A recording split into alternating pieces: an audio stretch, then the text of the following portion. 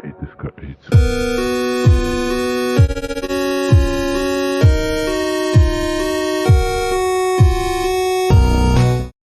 you know what it is. Woo! We got a lot of shit.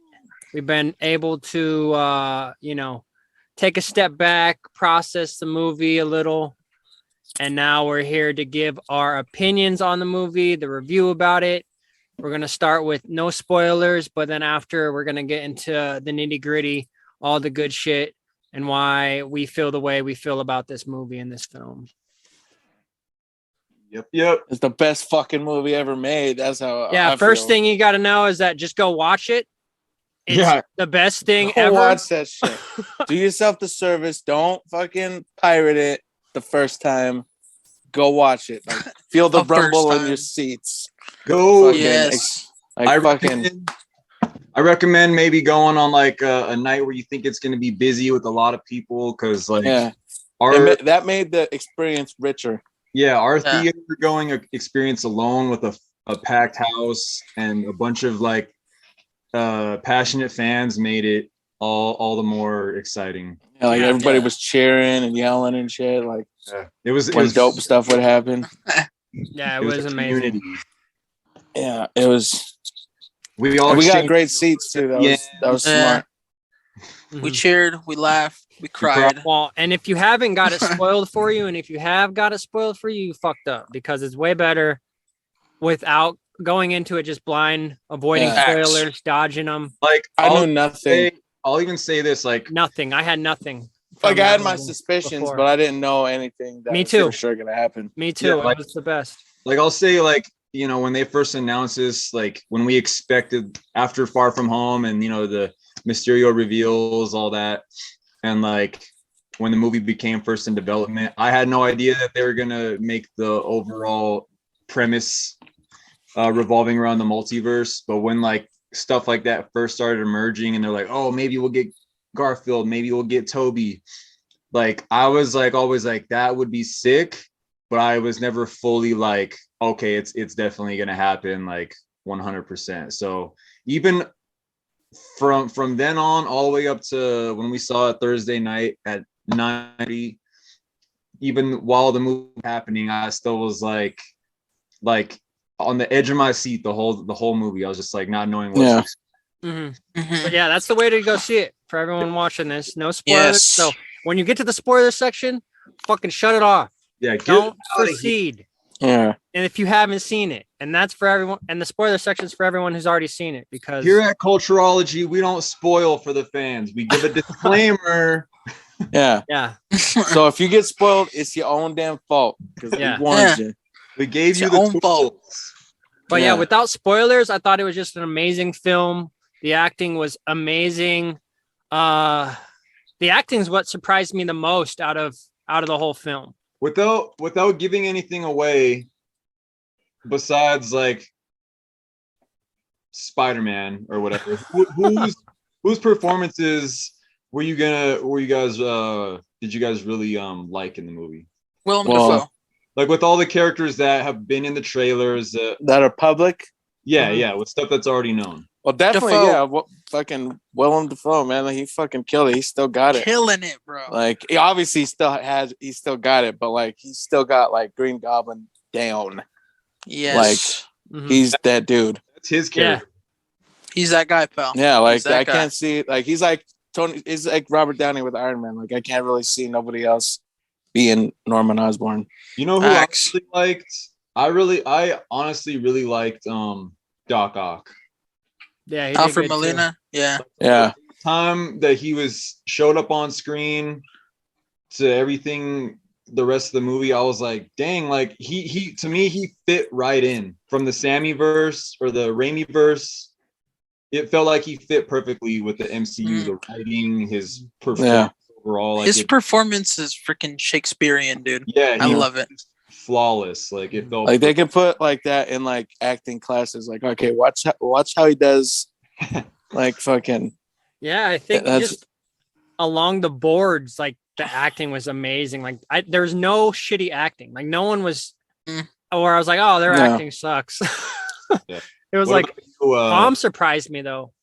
Tom's acting surprised me because I don't really feel like in the previous Spider-Mans he's really had that. He's acted good, but it was like another level on this film, and I'm like, what the hell? Like, this was just good acting for a cinematic movie rather than just like a Marvel.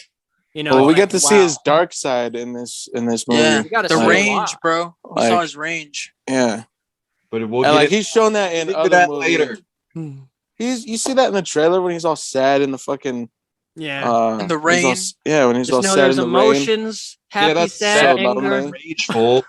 I didn't say rageful. I said we saw his dark side. No, this guy did. Oh, this one? Which one? I said his range. His range. Oh, range. Yeah. Yeah. So actually, this guy said it. Actually, you messed up, bro. Who is where? You're over here. You is there. Bro. That's what we're pointing at. He's down there, bro. It's different on everyone's screen. It's me. No, it's you. It's different on everyone's screen. Insert Spider-Man pointing meme here. Yeah. You, me, you. Everybody's ass. Wait until you guys see the recording. It's gonna be fucking hilarious. But yeah, what else did you guys enjoy without spoilers? You know, we can't really get into the nitty gritty without it, but it's like the acting is something I definitely wanted to point out. Jamie Foxx, bro. Jamie Foxx. He brought it back as Electro, in my opinion. Mm-hmm. Yeah. Like he got so much more to work with in this movie. Yeah. I love it. He had some of the funniest stuff. Yeah. And that goes into like how I think this movie made every other Spider-Man film better. And I don't know how that's even possible, but it did. Like it even made the Venom's movie better. Like I want to go. Like I'm not as mad at the Venom movies now. Oh man. You know, but it's like it's made all the all of the Spider-Man movies better, and it's like that you can't really do that. Like just that fact alone is. It really. I think it made them all. Like, it was really made them better. Take what's already been established as far as just the Spider-Man character on screen goes, and it was able to just service the fans in a way where it's like you appreciate everything they've done up to this point even so much more now.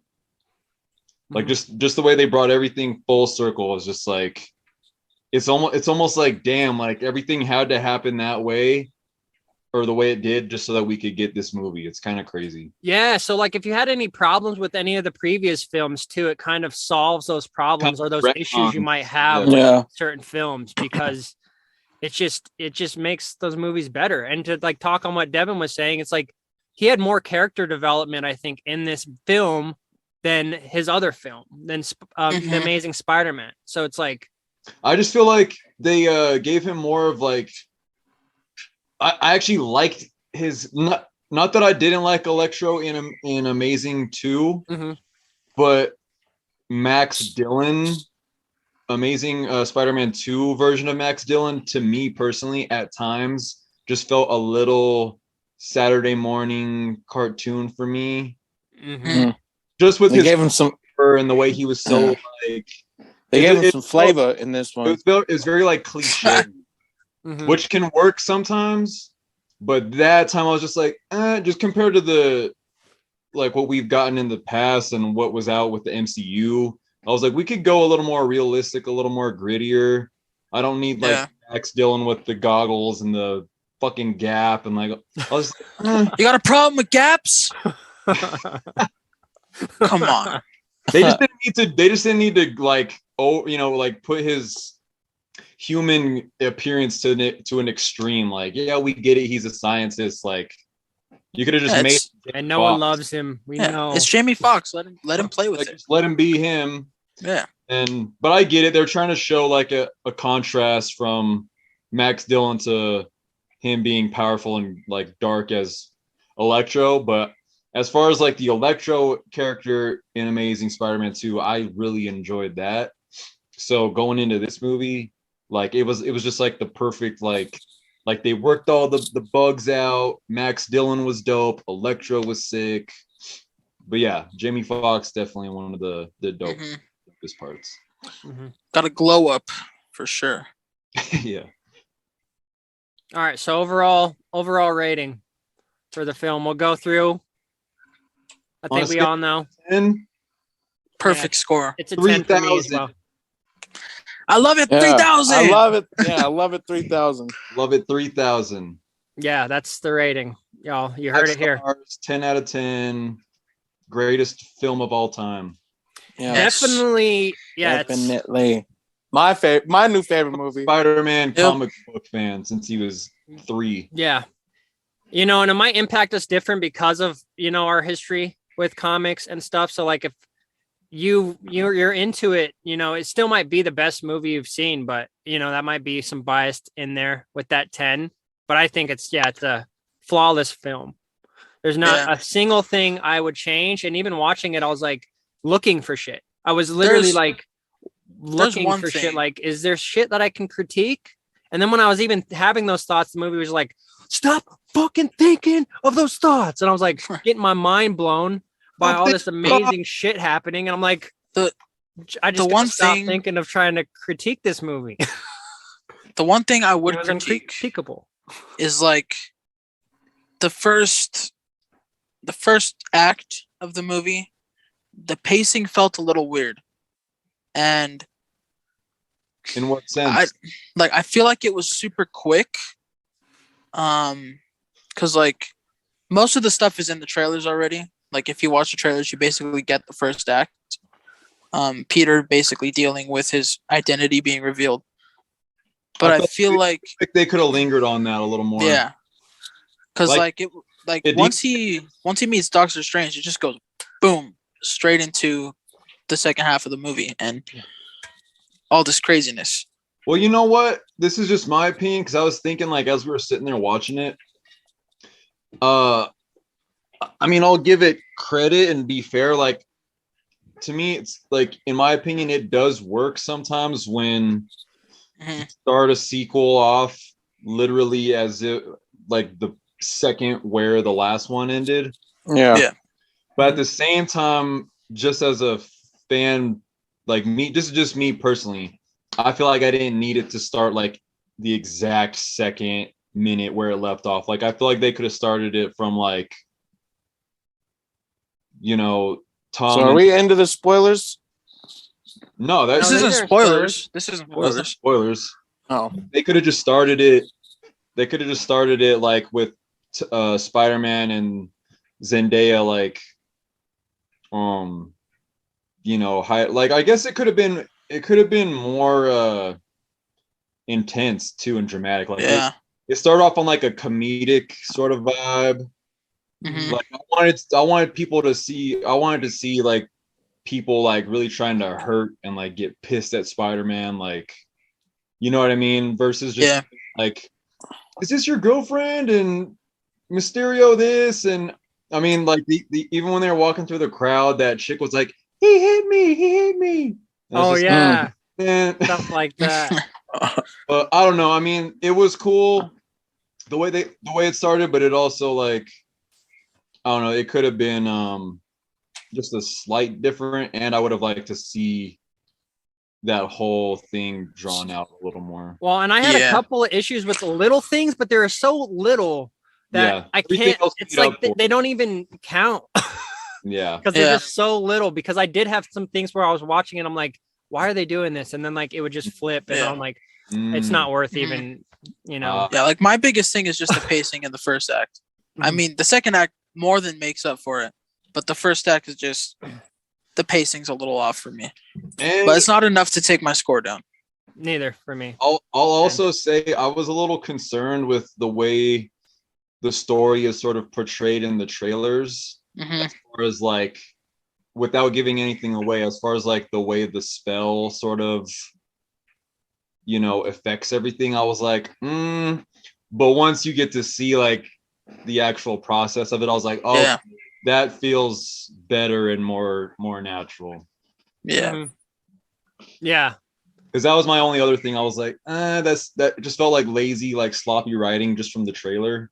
And I get they don't want to reveal everything away in the trailers, but I was just a little like, oh shit, like had my just very small concerns. But once I saw it actually executed, I was like, okay, yeah, they know what they're doing. What was I fucking even worried about? Yeah. Like, what did you think was gonna happen from just the trailer? Like, what were you thinking before you actually saw it?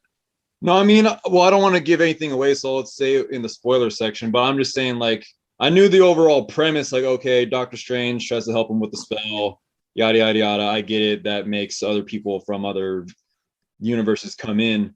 But just the way that they kind of show it in the trailer, just because it was so vague, which obviously is a trailer. But I was just like, it just felt a little like they kind of just threw it together. You know what I mean? But seeing it in the actual movie, like they broke it down more and it made more sense. I was like, oh, yeah. The eyebrow was up in the trailer. I was like, it went down in the movie. All right. So what's your score, Frank? 3,000. Well, 3,000. Okay. Love it. All right. So that's the score on the film. If you haven't seen it yet, go watch it. It's incredible. You won't regret it. Especially if you're a fan of Marvel, like it's not even a question. If you're a fan of Marvel, you should already seen it while you're watching this. One more thing before we get into spoilers. But what would you say? This is just a question for fun. Like if you had to pick two other Spider-Man movies, or you could do like an honorary like 3, but if you had to narrow it down to like Spider-Man No Way Home being like the 3rd installment, what other 2 Spider-Man movies would you pick to like make shit. Toby 1, Andrew 2. Oh, that's sick. Like if you watched oh fuck, is that like not necessarily. Well, no. If I would watch the very original, I would watch the very first ever Toby movie. Yeah. 2002 joint. Because it sets up Goblin. Then I'd go and I'd watch Amazing Spider-Man 2. Like fucking, because like he kind of like talks about like what happened with Lizard and shit, but he's not as big of a deal in this movie. But I forgot. Electro is like fucking the big show almost, and fucking that's like his movie. So like you get a little backstory on fucking Lizard, then you get mainly Electro, then jump into No Way Home. Yeah, mine would be a little different.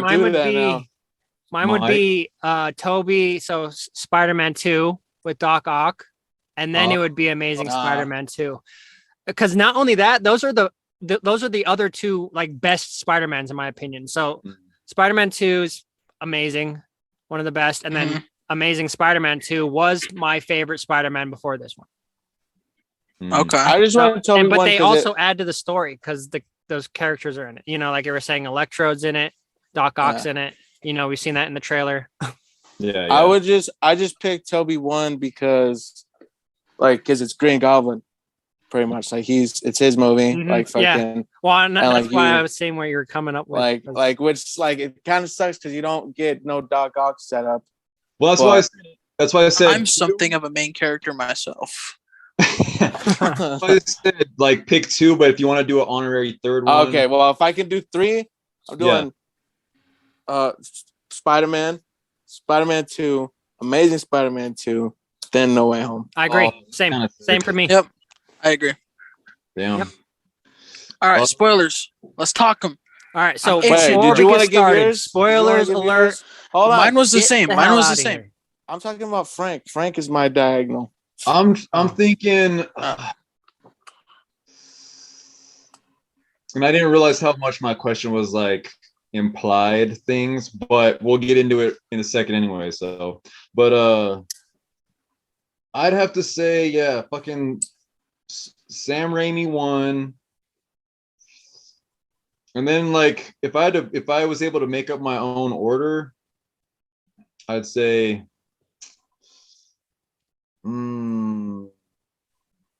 Yeah, I'd say Toby 1, and then maybe Garfield 2, or no, Toby 1, Toby 2, Garfield 2, and then this one. That's literally what we just said. Thing. It's the same exact one. You just gave us the runaround, bro. That was not worth the payoff. right. Spoiler All right, alert on that. So ass. spoiler alert. Spoiler now. alert. Get We're the gonna give hell you out of 5 here. seconds. Bam, 5 bam. seconds. I want you to put sound Outta effects here. on each one of 3, those. 2, Bam, bam, bam, 1. bam. Spoilers. We're Freaking spoiling spoilers, shit at this bro. moment. We're Spoilers. spoiling shit at this moment. All right, who's Holy going first? shit. If you're not out of here, I you're cannot fucked up. believe Everyone dies. everyone dies. Yo, it's crazy how Ryan Reynolds came back as Deadpool and killed Uncle Ben. Yeah, that's freaking crazy, dude. Yeah, man, that part was amazing.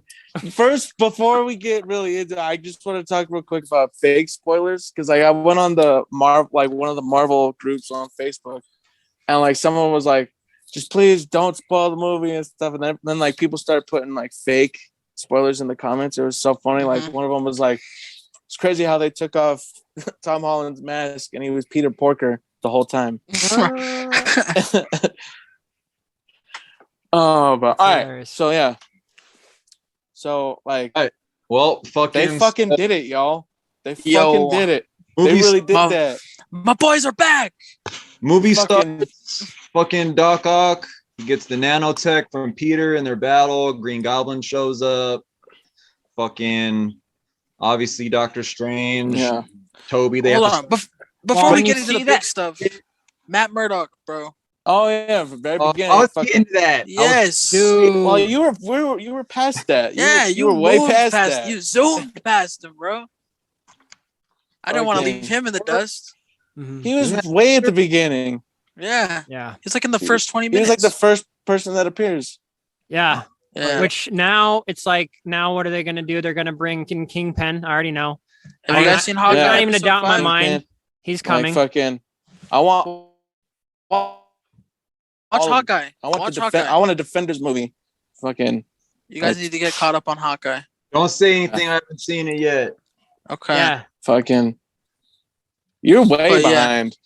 Yeah. But yeah, guys, freaking Speaking of, if anyone, this is like way later, but if anyone has been keeping up with the Disney Plus Marvel What If series, and you stick it's over. and you stick around for the end credits, oh my god!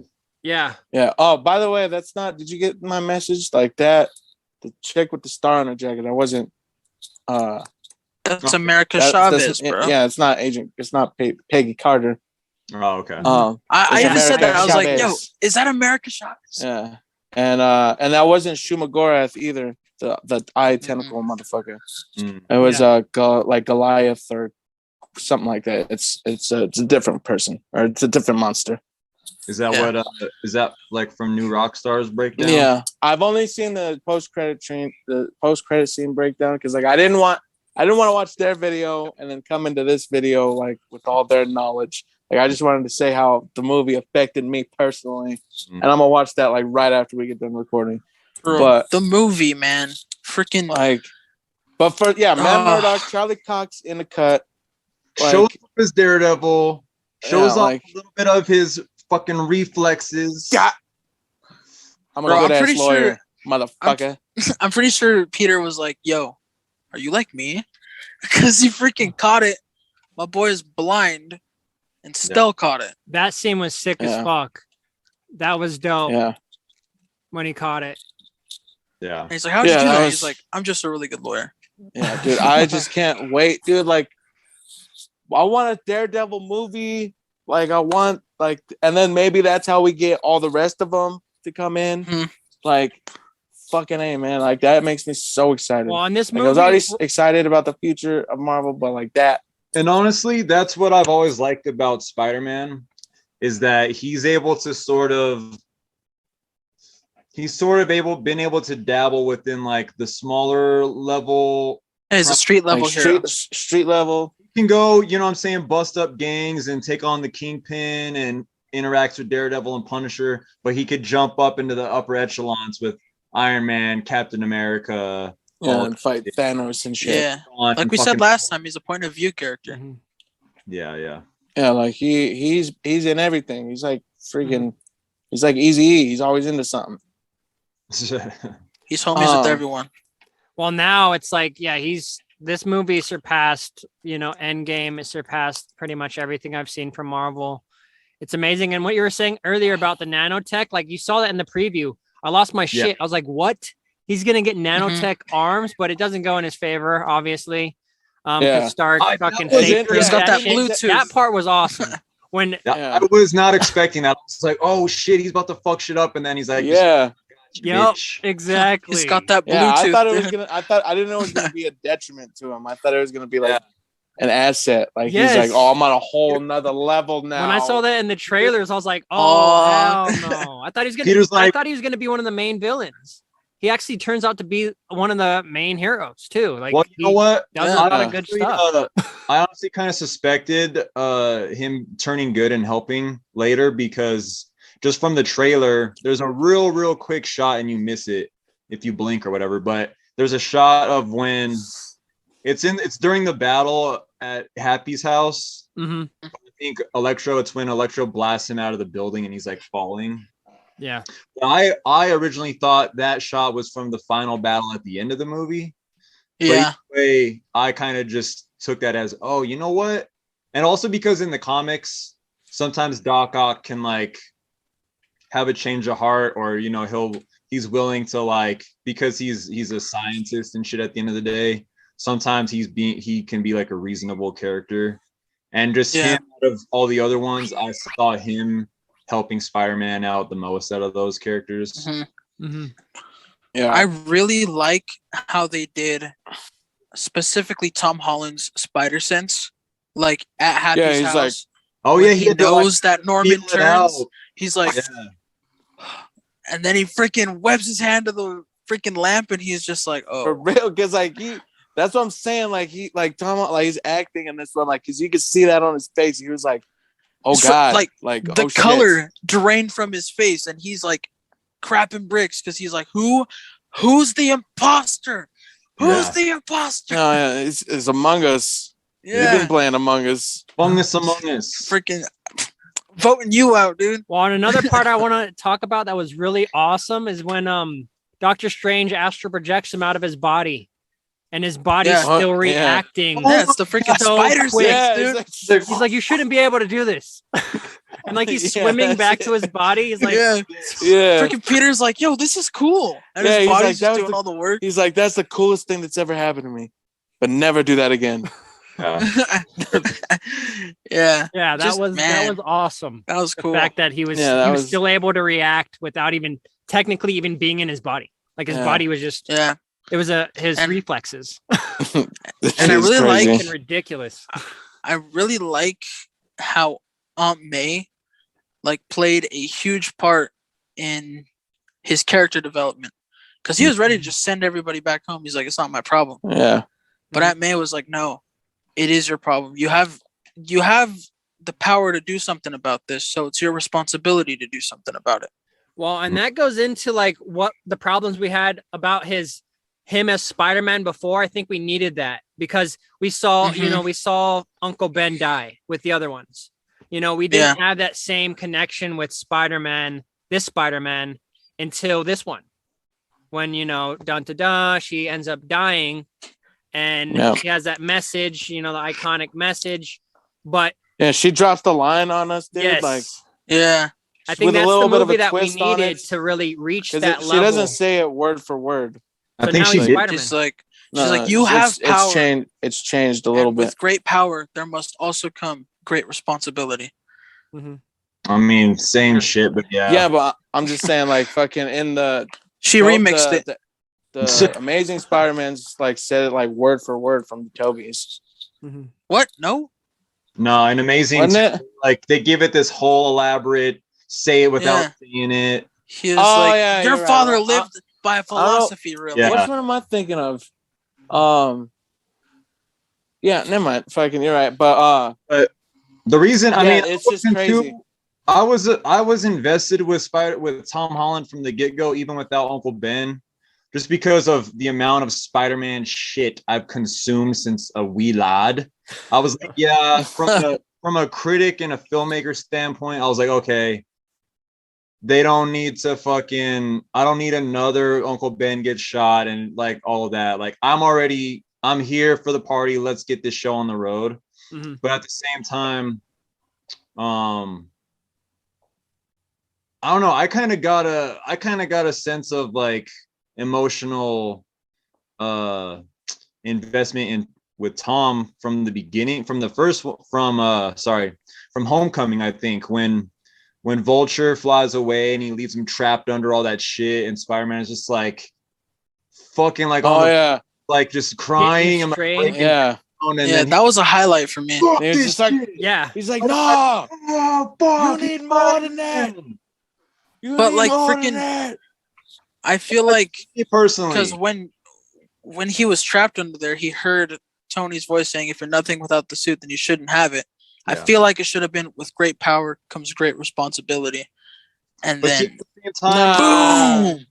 But see, at the same time, I get that they're like, we don't want to like beat that horse. You know what I mean? It's like it's only because we as comic book fans have heard it and like probably say it all the fucking time, like relentlessly. And they say it like all the time in the comic books too. Like fucking, I've started like 3. That's why it's a catchphrase. Like since seeing the movie, I've like read like I've started like 3 different Spider-Man runs. Well, I'm just so jazzed about it, and like it's always in the first issue. Well, and that's why I like how in Spider-Verse, the animated, when he like Miles tries to tell Peter about it, he's like, "Don't you do it? Don't you finish that fucking sentence?" It's like, I've heard it way too many times. Yeah.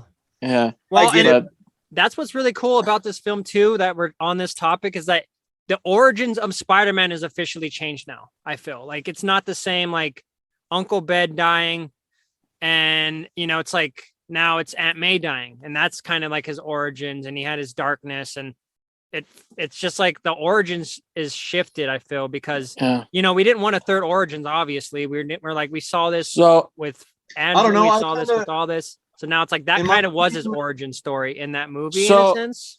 I don't know, go ahead, Brandon. What? I just have I have like a little, because like once she dropped the line on us, and then once we see her tombstone and it says May Parker, so like either like this timeline didn't have an Uncle Ben and May is the blood relative, because in the comics Uncle Ben is the blood relative, like in May, her name's May Riley.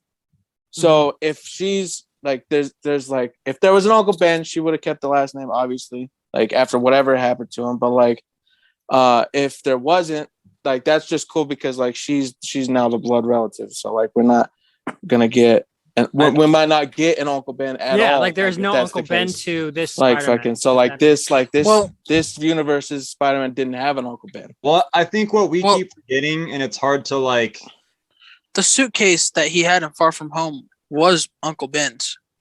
Yeah. Oh yeah. And see, remember when he got a suit for freaking Homecoming? He was wearing Ben's suit because he just doesn't have that stuff on hand. So he had to go through his Uncle Ben's old. So what happened to Uncle Ben? Where are you? Yeah, dude. Because he disappeared. I was glad that we like got that line, because like there's two things that we have not got to see this Spider-Man go through that we got to see them, like Toby and Andrew.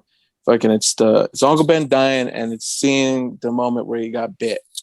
And like I feel like they're just gonna fucking hold on to the bite for like the last one that he's like just because like it's just such like an iconic moment. They're just like, oh, they're gonna come out to see this.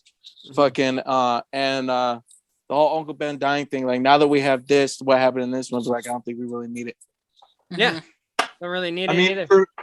For me personally, like I felt that they sort of crossed that bridge with Far From Home as far as Tom Spider-Man goes, because obviously Endgame, Tony's dead, and then the whole movie of Far From Home is Tom trying to figure out like, okay, now that this father figure of mine is sort of gone, how do I either live up to his expectations, or how do I not live in his shadow? And like that, just that whole sort of like him processing the death and still, like rising to the occasion and saving the day. Like I sort of got that with that, what you guys are saying with Aunt May in this film. But I mean, at the same time, I know what you guys are saying.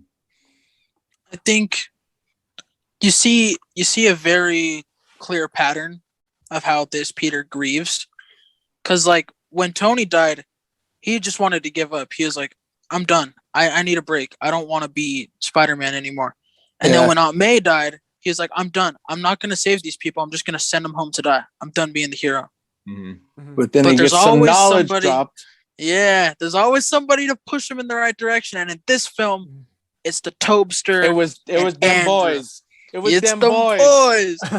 We the boys. It was them boys. Like, all right, they should be gone. We did a good enough job about not saying it until this point. We're like 15 minutes into spoilers now. Hold on, if they stuck around before, they should be gone now. One more thing I wanted to say too, though, with that being said, was the whole what I keep forgetting about the whole thing, the whole spell at the end with Peter Parker not existing.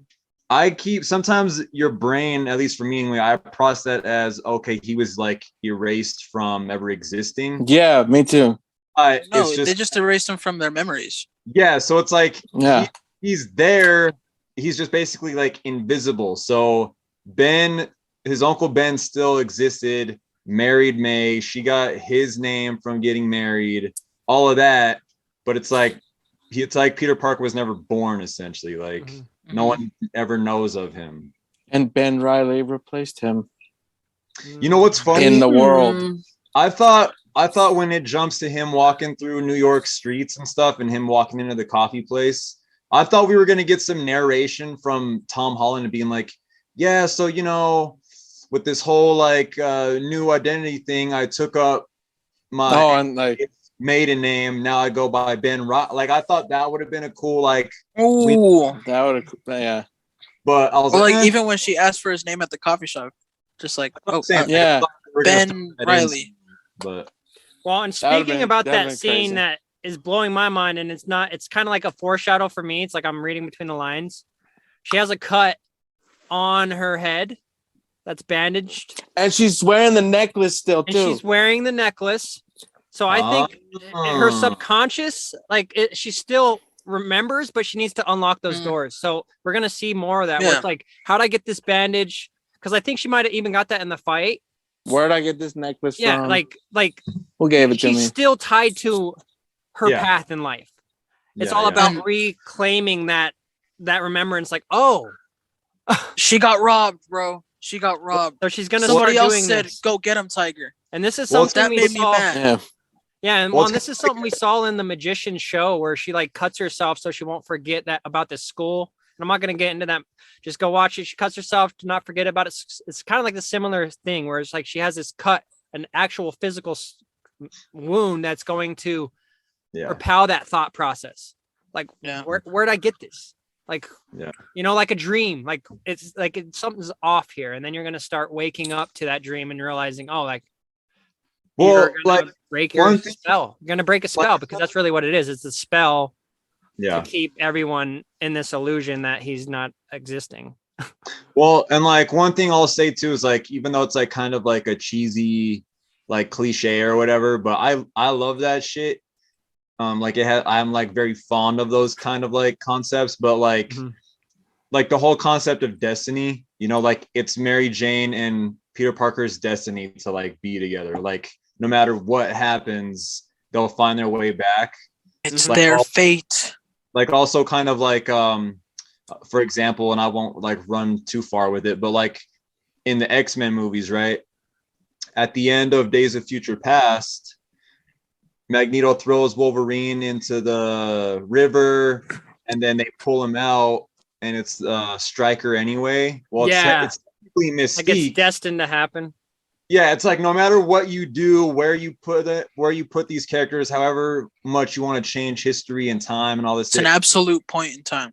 Yeah, some people are connected. Exactly. Wolverine was meant to get the adamantium and be who he is, like just like Peter Parker and Mary Jane are meant to be. But I just thought that was like a cool little thing. Yeah, that's really cool. And I want to talk about the one thing I kind of was getting like, this is getting me like vibes where I'm like, I'm not really liking this part, is the spell. When they're casting the spell and he's like interrupting him and like, I need to have this person remember. It kind of reminded me of the previous film with Mysterio where it's like he's just doing stupid shit. Like he's giving Mysterio the glasses. It's like those that just shows his like, growth. Why would you do that? But then it like makes the film. If he doesn't do that, there's no film technically. So it's like he's a dumb kid at the beginning of the movie, but at the end he's a responsible young man. He gives it all up to save everyone. Yeah, and I get that, but I kind of got the vibes from that same kind of moment where it's like you're doing stupid just let him do the spell. You're fucking shit up. Like, I'll say this real quick, like they killed it because that was just one flaw, but yeah, they killed it with how they got themselves out of that.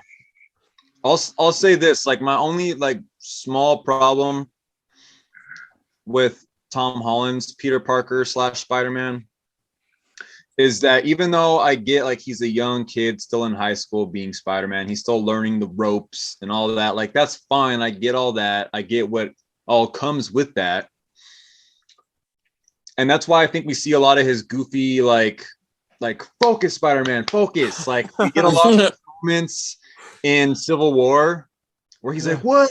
You got a robot arm? And like being just kind of like ADHD and shit. Get wide-eyed to the whole, like you're fighting the Avengers, bro. Like I get all that, and that's fine. Like I'm cool with that. I'm cool with the shit that happens in Far From Home. But like by the time Infinity War rolls around, when he shows up to help Iron Man and Doctor Strange, and he's still like he's still swinging and getting smacked with shit and not paying attention. I'm just like, dude, like, come on, like they should have progressed him just a little bit quicker of like being sharper on his toes and having better reflexes. And I just feel like sometimes they made him too much of a ditz for too long. Like, you know what I mean? It's like, I totally get that. Like, it's just like he has his spider sense, but sometimes he doesn't have common sense in scenes. It's like, it's like, where's your common sense, my guy? But like, I have that ability. It died with Uncle Ben.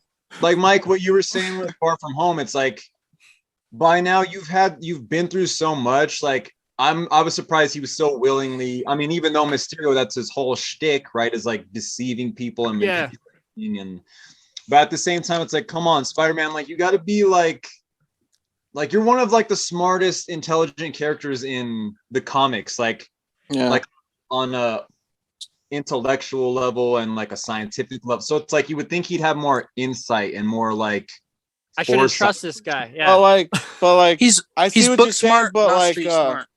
But like when you think about like in comparison to like the other Spider-Men, fucking like all of these current Spider-Man movies, like all three of them, like fucking he's been in high school in all three of them. Like in the other two, like they were out of high school after the first movies.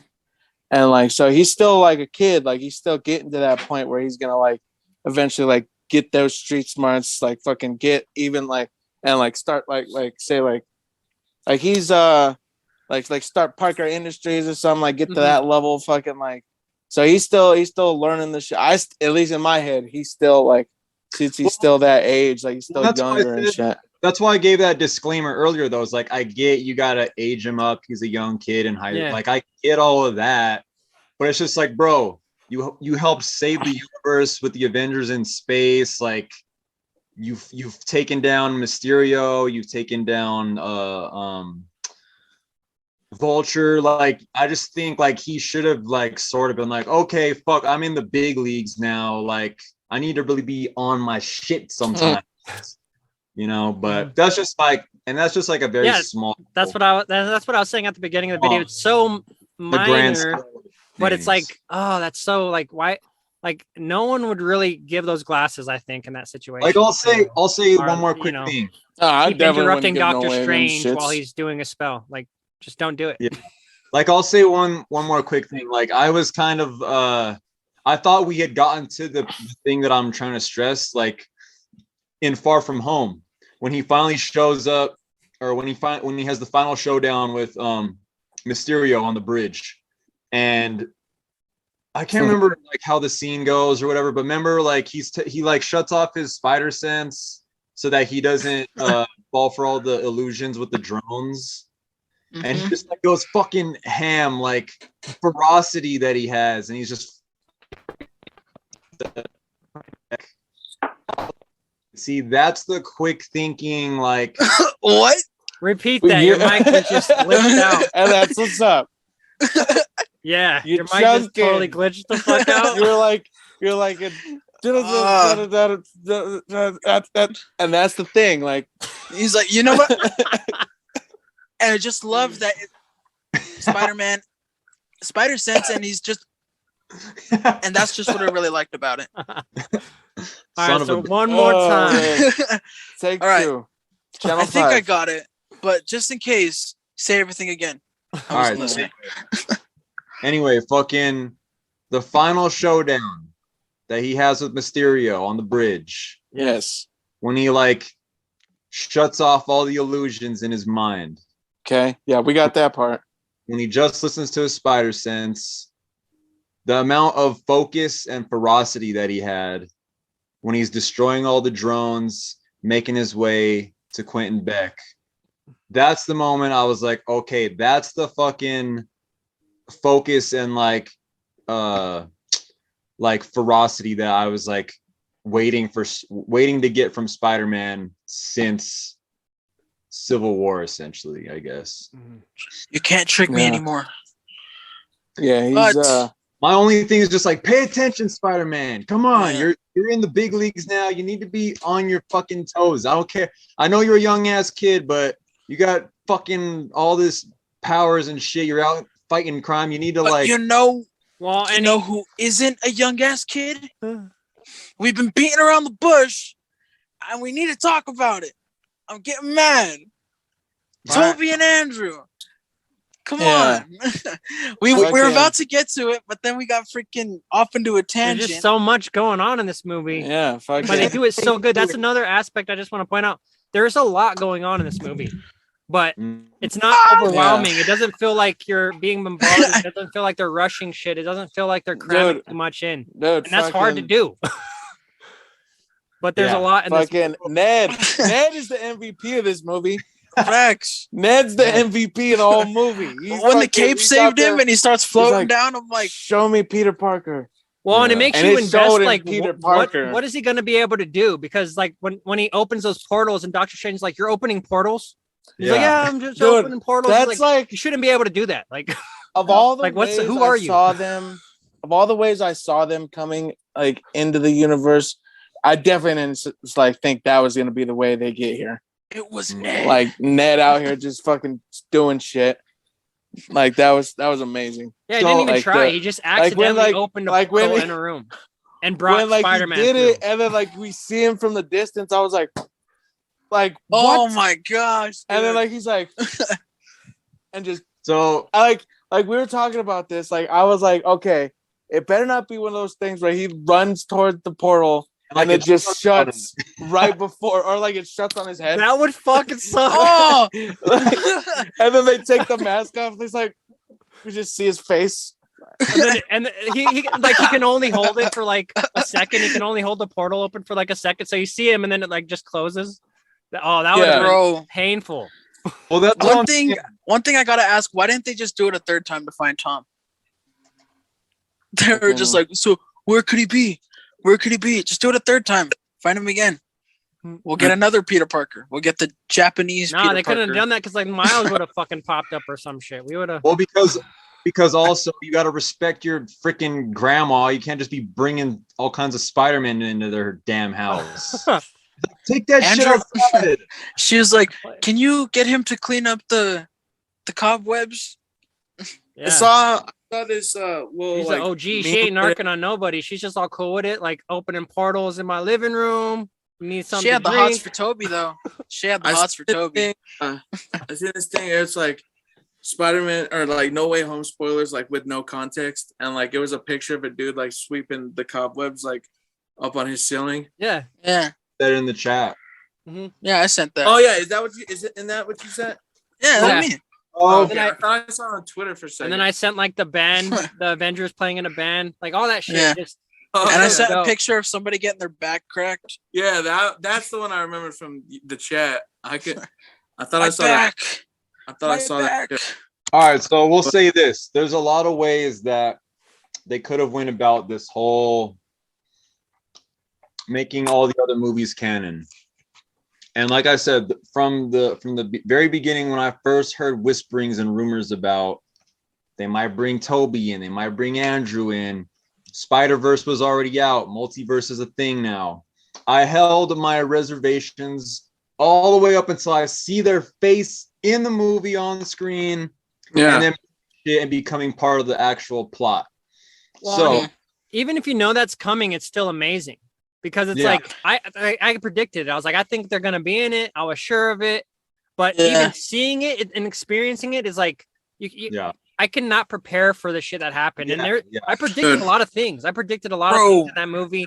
Even Toby gets stabbed because I predicted that he was gonna die in our. That scared me, bro. In our episode that hasn't came out yet on our podcast. I didn't want to. I didn't want to let myself believe it. Yeah, like bro. The whole time it was building up, like I was like, all right, yeah, like you said, like I was like, it'd be cool if they were in it, but I really don't think it's gonna be. Like I was just like, I was like, all right, like it, and then like when we got towards it later, I was like, damn, like I really hope they are, because like if they're not, like people are gonna like shit on this movie because like they expected it, and I was like, but they never said. Like, I was even talking myself out of it. I was like, they never told us they were in it, so they don't owe it to us. Like, just keep that in my head. But then, like, the day of, or like the day before and like the day of, we went to see it. I was just, that's when it really like got me. I was like, these motherfuckers better be in this movie, man. Yeah. And then freaking Toby didn't even have to wear his suit. He just had to show his face, and everybody was like, "Oh!" Bro, I was like, his suit reveal was mind blowing because you're like, "Where's his suit? He's just a dude on the street." And they're like, and then they even say that they picked him up, and there's like, they open a portal to find Spider-Man, and he walks through it, and he's like, "It's just some random dude on the street." He's like, "Yo, what's He's up?" just a cool youth pastor. Yeah. He's like, "Or you got your suit?" Yeah, and he's just like, "That coming out of you?" That was my shit. Yeah. He's like, "Web shooters." That and they're like, ugh. That and like Peter 3. Like Peter 3. My favorite segment was I love you guys. Like, that's what I was saying earlier about how it solves people's complaints about the first ones. Like, because I remember when the first ones came out, they had a problem with the fact that they were organic webs that came out of his skin. So it's like it kind of solves that because it kind of makes fun of all this stuff and like does it come out of anywhere else? Where they're all cracking jokes about it. They're like, we got web shooters.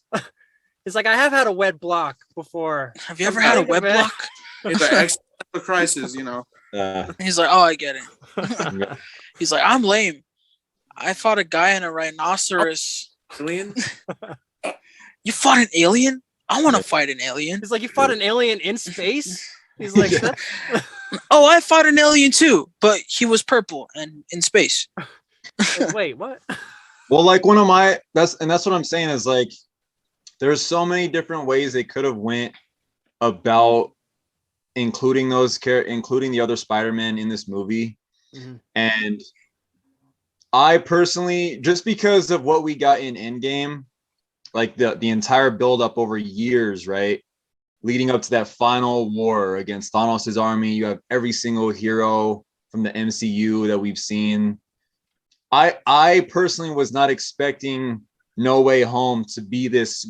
I mean, I'm not saying like I didn't know it was going to be a huge thing, but what I'm saying is like I didn't expect it to be as big an event for just cinema and the superhero genre in general, because it reached back and been like, hey, you remember the movies that really kicked it off, that really laid the foundation for the MCU? Was Toby's Spider-Man. Like that was like the first they culminated all that. It was just like it made it that much more of like an experience and like an event of like epic proportions. Well, it's crazy. That movie's canon now, bro. That movie's canon now. Exactly. What I thought when they start bringing in Garfield and Toby just shows up in his street clothes, and then even when they're in the lab like fixing shit and trying to solve everything. Hey, Peter. What? Everyone looks at him. No, Peter Parker. Yeah. Computer. What I'm saying is fucking even up to that point, they could have just made Peter be or Toby be kind of like the OG that kind of just gives like the words of wisdom, but doesn't join the final battle. Mm-hmm. That's kind of what I was like, oh, are they gonna do that? You know, like until Garfield was. Then you got the little tease. Yeah, do you even have your suit? And he's like, boom. I was like, oh shit, he's actually gonna like, he's about that action still. Like, or are you just gonna go into battle dressed as a cool youth pastor? Yeah, like all the way up. Love that line. Was fucking sick.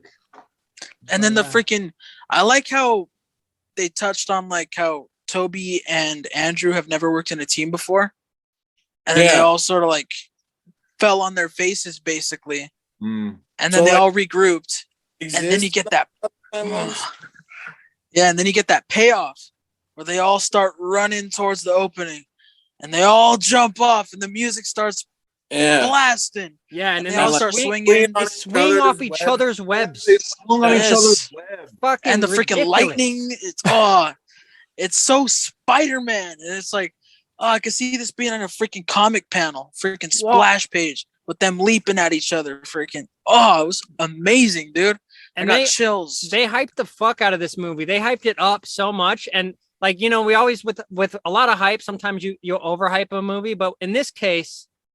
At least for me, like hype was way even more than they hyped it up. So like I wasn't disappointed at anything. And even though I predicted a lot of shit, it's almost like they surprised the whole way. And it's almost like they couldn't hype it up enough for the payoff. Yeah. Yes. It was like, oh my God. Yeah, bro. Like, and like Toby and Andrew like did a good job of like deflecting before this movie came out. Like, I mean, I'm not the werewolf. Knew, like, it was like a foregone conclusion, but like, they like I've seen like a bunch of different like press interviews like with Andrew Garfield like leading up to this movie and shit. Like he always kept a good poker face. Like he was either like always laughing it off or was just like, nah, dude. Like he was like, I would have loved to been in it, but like give him an Oscar for his performance off camera. His flowers. Here's my thing. It's like when I see stuff like them on Jimmy Kimmel and fans doing all these theories to figure out like, oh, he's going to be in it. It's like, why ruin that for yourself and for the fans? Like, why try to figure out, you know what I mean? Like, just let it, just be surprised. Like, I don't know why these interviewers are like trying to get them to confirm if they're in it or not. It's just like, bro, shut the fuck up and just let it happen. Like, appreciate what it's gonna be, you know what I mean? Well, in a way, they're building it and they're selling tickets as well by doing that. But I totally get what you're saying. Where it's like I don't even want to watch like trailers to movies really no more. Like I know we need to know there's a movie coming out, but it's like if I knew previous, like for sure, like I saw them in the trailer or something, it would have been a less movie. It would have been a less of an experience. So it's like going into movies blind is just such another level of like experiencing movies. Cause I did that with Joker as well. And, I was like, holy shit. Like, this is ridiculous. I'm really going to have to this one, even though I saw the trailer. I'm really going to have to try that philosophy because I'm a big fan of trailers. Like when they drop, I like watch that shit immediately. We all do as a culture. I'm doing, we do this. I'm trying to do that with the Batman movie because like last night was the first time I saw that trailer. You mean Thursday or whatever? Thursday. But that was the first time I saw that trailer. So that got me excited. I'm not going to watch a single thing until we go see Batman. Well, and speaking about Spider-Man, I saw all the trailers. But they did it right. That's how you if you're going to make a trailer, make it so a little fraction of stuff is in it. And you're not getting you're not having the best scene because there's times I've seen trailers and the best scene is in the trailer in the movie. Yeah. And it's like, and Marvel does a really good job at keeping the surprises a surprise. Sony, however, they want to put the entire movie in the trailer. Like if you watch the trailers for freaking Homecoming basically shows you the entire movie in the trailer. But No Way Home, they show you like bits and pieces from the first 30 minutes. And then everything after that point is just surprise after surprise after surprise. And it's freaking amazing. Yeah. Yeah, but I feel like that added to the experience. So if you're watching this and you are already spoiled, you watched it and you're thinking the movie's not as great as it is because you've already had this knowledge before the movie came out, then that's probably why. But for me, in my experience, my head blew open and it was amazing. And I'm sorry you couldn't experience it. Like our little brother, level. like our little brother, he spoiled it for himself before we went to go see it. And how dare he? Knew everything. He knew everything before we were like even went to the theater, and fucking I told him, I was like, you say one word, I'm gonna pull over and leave you where we're at. Like, don't even say nothing. He did it on purpose? Yeah. Yes. No. What? He doesn't like being caught by surprise. Well, and he even said after the movie, he's like, I even saw all that stuff and now it's still an amazing movie. So even with all the spoilers, even ruining it for himself, he was still like, that movie is amazing. Yeah. But there's just so many cool things that they hint to, like when MJ's falling off the tower. We don't know the scene really. And then we find out that Andrew ends up saving her because it's like his redemption where he's like, oh my God, because, he let Gwen die or he feels responsible for her death some way. So that was really awesome. Are you okay? Put it. Yes. And you know what's interesting watching that in the trailer? That's what I thought. Like I was like, that's what made me think Andrew was going to be in that because I was like, he needs to be the one who saves her, so he can redeem his story. And he ended up doing it. That's what, like those moments were blowing my mind. Where it's like they're actually doing it. They're actually thinking of like they're in my head thinking of how I want the movie to be, and they're doing it even better. So it's like I can't knock anything. Okay, so it's a movie made for me. If that makes sense. So if you didn't like it, it was because it was made for me. It was tailored to my taste. Yes, to my mind. Well, you know what's crazy too is like, even with the whole Gwen Stacy death thing, like I really didn't like even that just wasn't on my mind going into this movie. And it wasn't until I saw a recent interview that Tom and Zendaya did for the movie. And the interviewer asks Zendaya about the stunt that she does, like falling or whatever.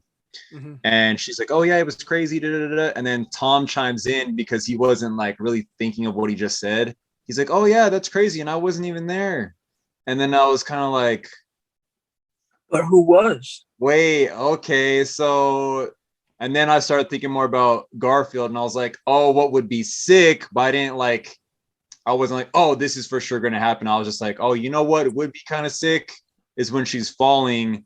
Maybe they just kind of, fuck with the trailer a little bit, but it's actually him that saves her. And then, fucking lo and behold, I was like, oh my God.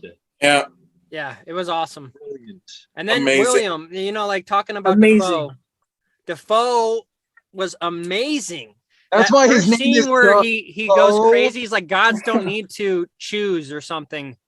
And he just goes ballistic on Peter. Peter, for the first time, he said, you don't know me. Fucking body slamming him through floors. And it was just awesome. I was like, holy shit. Yeah. And that's what I'm saying. Like, it made those movies better because it's like, I didn't even get that much action in that movie from Green Goblin. Like that hand-to-hand kind of shit where you're like, dude, this motherfucker ain't fucking around. Like that's is why it's his arch enemy in a sense. Because Tom Holland gives him that work at the end. Yeah. Well, and I think he was about to kill him too. Yeah, but fucking Big Papa Toby, he's like, nah, this ain't Well, and I like how they connected that because Toby dodged his glider and it ended up killing himself. Yeah. And he even felt responsible for that. He's like, don't tell Harry, so he's battling those demons. And he knows, and he killed the guy who killed Uncle Ben. But how it just went full circle and they collected everything in a masterpiece. And it was just amazing. Bro, his fucking eyes spoke a million words when he was looking at Tom. He's just like, I really want to do this, man. Like, come on. It's going to be okay. And he's even telling him before. He was telling him, like, you don't want to go down that road. Like, we've been down that road. Both of us have been down this road. Don't go down that road. And he still almost went down that road. And then Toby was the hero, like another level of hero when he stepped in there and was like, no, like this is going to take a piece of you that you're not going to get back. Well, you know what's crazy is when Green Goblin first like shoots the blade out of his arm, just sitting in the theater watching that, I was like, damn, I was like getting flashbacks of when Iron Man was fighting Thanos on Titan, and he's using all of his nanotech, you know, trying to fight Thanos down to the last breath. And then he makes a blade and he goes to stab Thanos, but Thanos breaks it off and stabs him. I was like literally like having like deja vu of that when Green Goblin pops his blade out. And then as soon as Toby jumps in the way to grab the thing, I was like, oh, fuck. I was like, he's going to stab him. Yeah. And then freaking... They weren't pulling no punches, you know. That's what it was like. Damn, there's some real threat here, which leads ultimately to May dying. It honestly made me think like no one is safe. Yeah. I thought he was gonna die for sure, bro. Fucking like, but then like when they were talking, he's like, it's all right. I've been stabbed before. Yeah. Like, he's hard, bro. He's hard. Well, actually, you know what? I was a little worried about him dying too, but then I kind of forgot. Like I was like, damn, they totally caught me by surprise by killing Aunt May off. Like I didn't see that. Yeah. I honestly didn't see that. I thought it was gonna be Happy. Neither did I. I thought it was gonna be Ned. I thought Ned was gonna be the one that. died. Ned's the MVP. I told you, Ned. Can't kill an MVP. I actually thought Happy was gonna die. That's what I thought.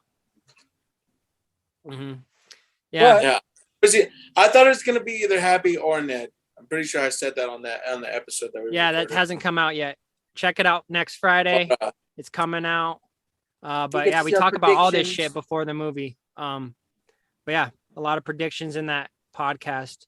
But yeah, it's just so much cool shit. What was like your favorite part? We'll just go around and say like, if you had to pick one part of that whole movie, what was the best, most impactful kind of? It could even be an emotional part because that happens for some people too. My favorite part was seeing both of them come out of the portals individually, like in their like first like conversations with Ned and MJ. Like that was my favorite part of the whole thing. All right. My favorite part was the freaking swing after they got their crap together. When they all jumped off the Statue of Liberty, you get the freaking music pumping, choir singing. They're all swinging in unison to go fight these bad guys. And they're not there to fight, they're there to help. Mm-hmm. And they're like screaming it too. They're like, we're here to help you. And they're just like, yeah, we don't care. We're like, even Sandman says, I don't care. Oh man, it's just goosebumps. It felt like 20 years worth of movies in one 5-minute battle. It was freaking amazing. Yeah, that's great. What about you, Frank? I don't know. I'm still thinking about mine. All right, so mine, I'll just say mine then, and it's gonna be a surprise maybe to everyone here, but it was the post-credit scene when I figured out that Venom was getting a reboot again, and we talk about this in the episode that's coming out Friday, so be sure to check that out. I talk about this where I'm like, I want a fucking reboot now. They did it. That's what I'm saying. The whole movie was in my head. It felt like they were reading my thoughts, and then they're like, "Oh, you want it? You got it." Happy birthday. That was my favorite part because it was Christmas. just a big confirmation and a big like the whole movie was like that was a cherry on top, and I was like, "Oh my god!" Like I'm so ready for whatever they do now. Like complete trust in Marvel now. They just buried DC into the ground with that film just when I thought they were making some waves, and it's like, damn, like that's gonna be a hard movie to beat from any studio, from anybody making films. They ain't gonna beat it. Kevin, it's gonna be a fucking long time before we see a movie that's better than that. Yeah, Kevin. Otherwise, if we do see one that's better than that, Kevin Feige heard my complaints about the Venom movie. He's like, okay, get that shit. I got you, fam. Yeah, man. Don't even worry about it. He's like, what Frank wants, Frank gets. He's been a loyal fan since day one. This motherfucker, a Spider-Man tattooed on his fucking shit. Well, and what's so dope is that even at the end credit scene, the movie was so good that I was willing to start accepting Venom into the universe, where I'm like, okay, yeah, well, you can accept it. Like, that movie was so good. Okay, I can accept Venom now.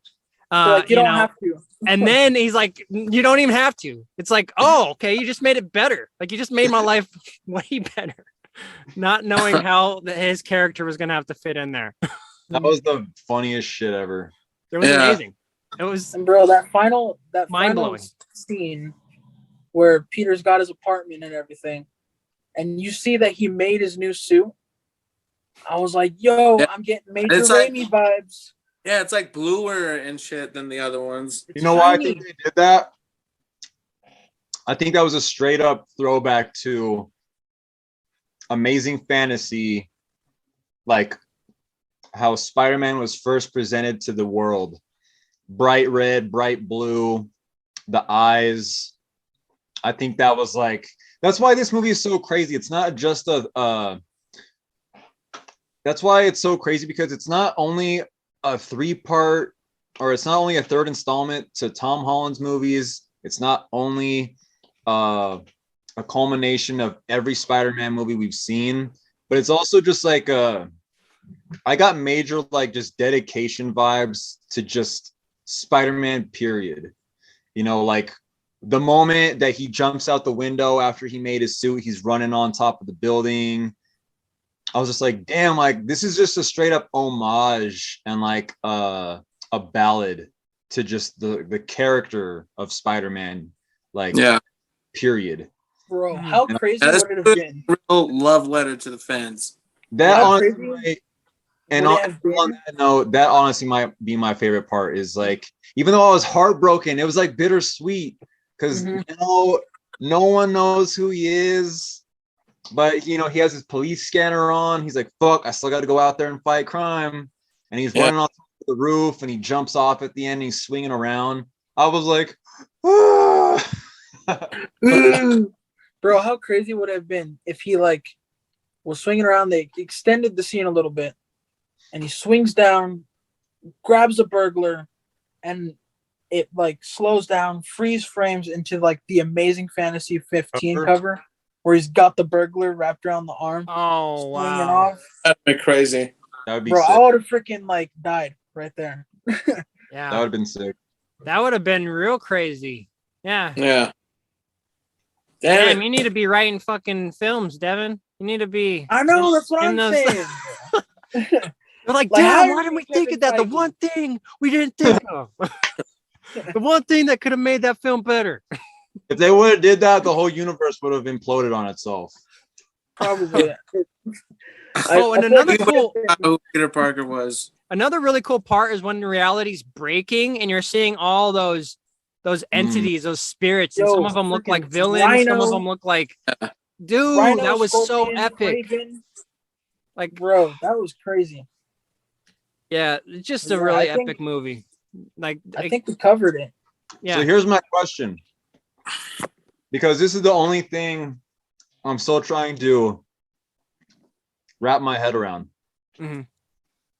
So when Doctor Strange's spell pulls in the villains, right? We get Green Goblin.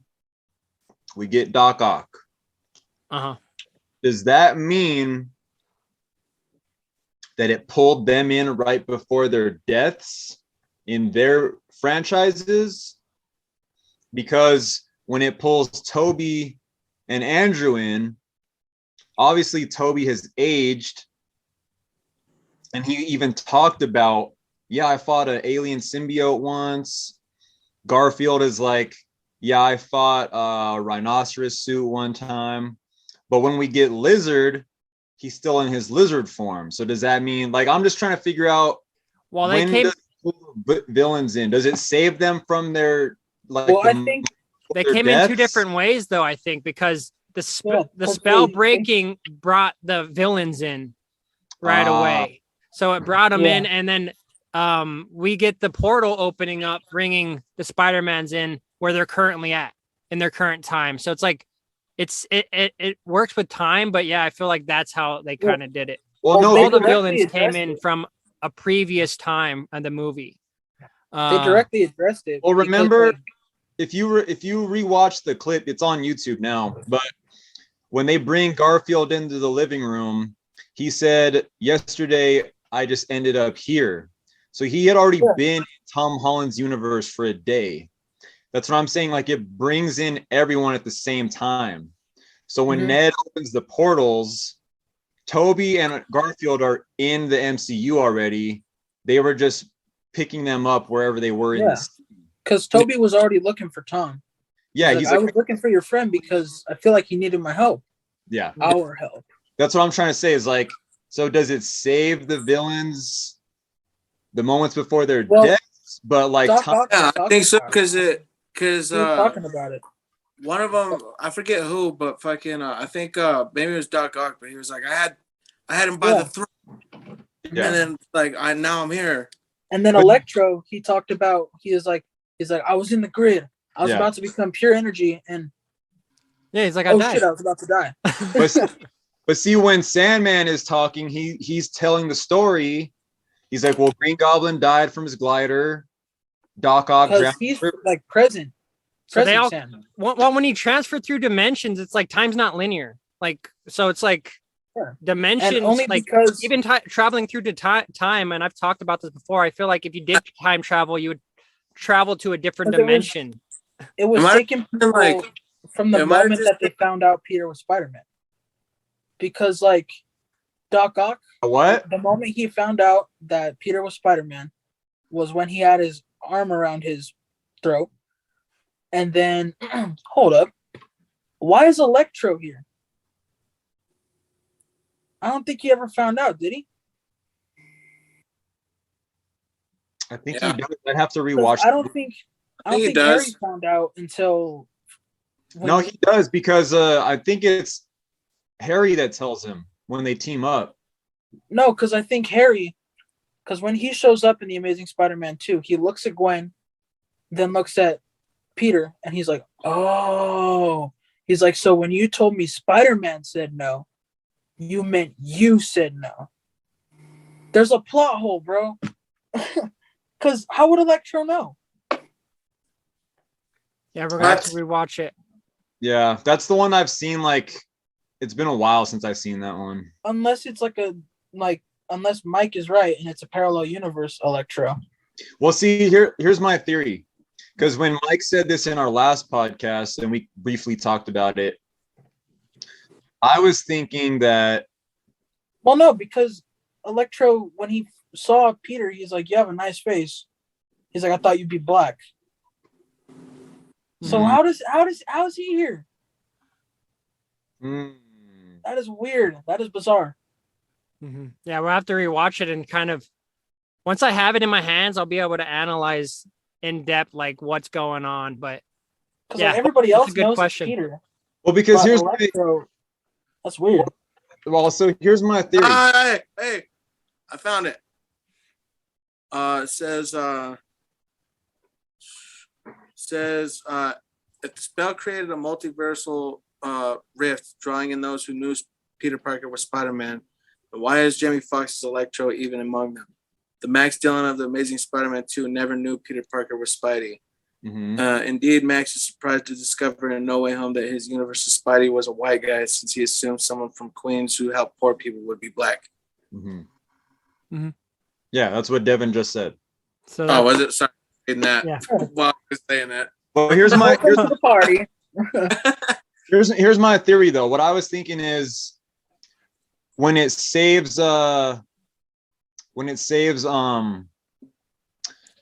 Green Goblin and Doc Ock from their deaths, that's one universe. That's like the original Sam Raimi universe that we all grew up with and saw and all that shit, right?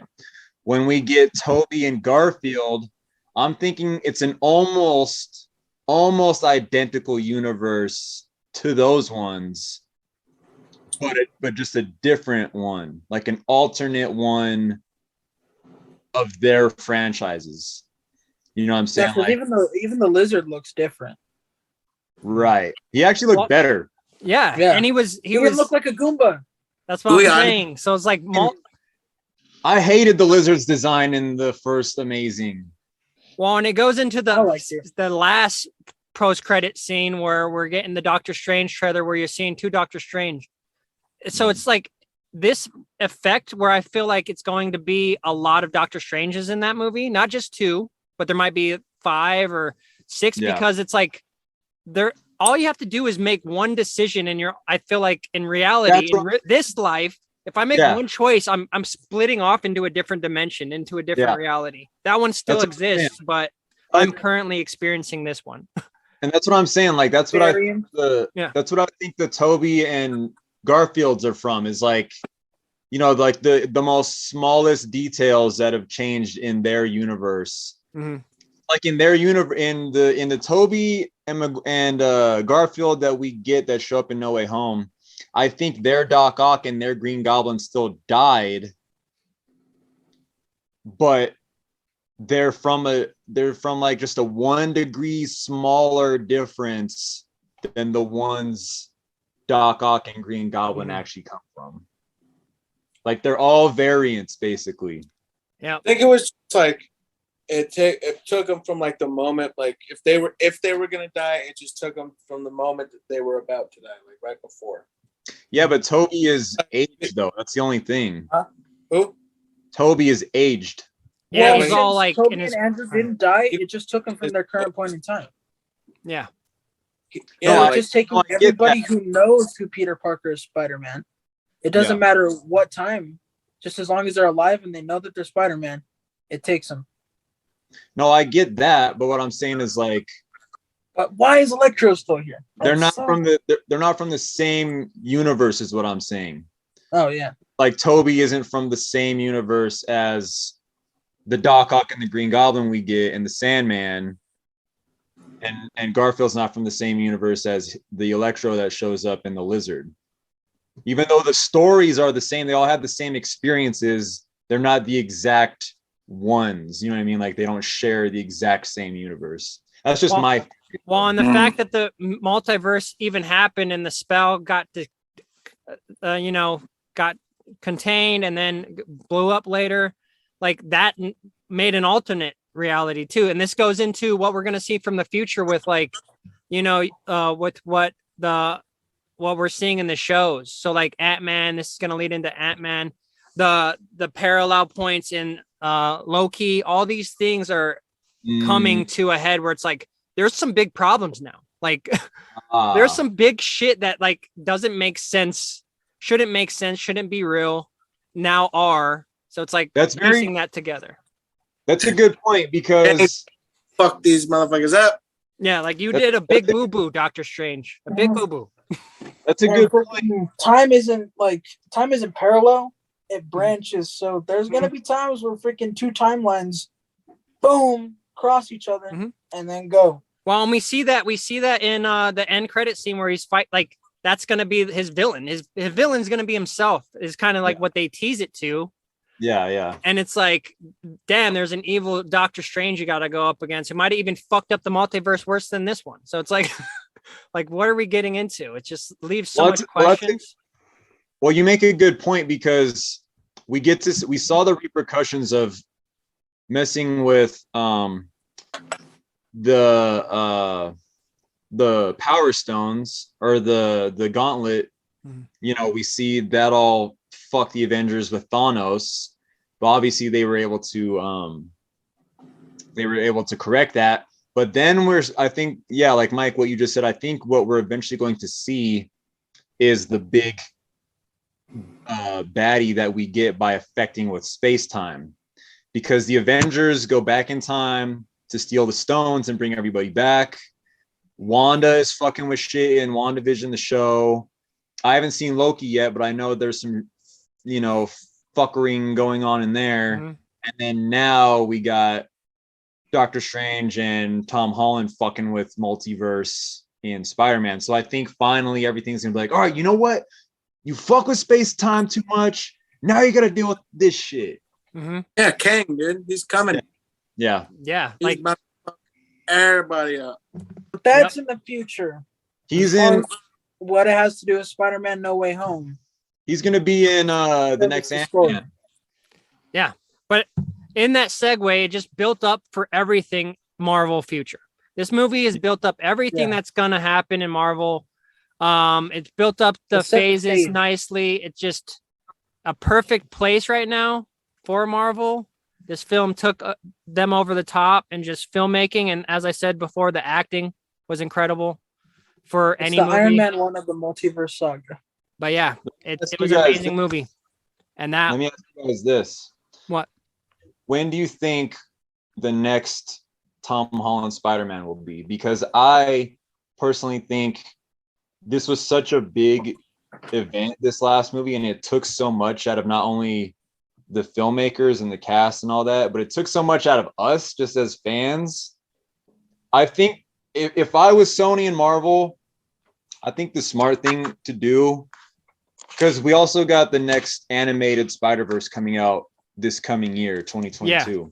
So I think the smart thing to do, and something that will appreciate with value over time, is to let Spider-Man kind of not die down, but like let us miss it a little bit, you know, because like it was such a big deal that Tom Holland's sacrifice is such a big deal at the end of the movie.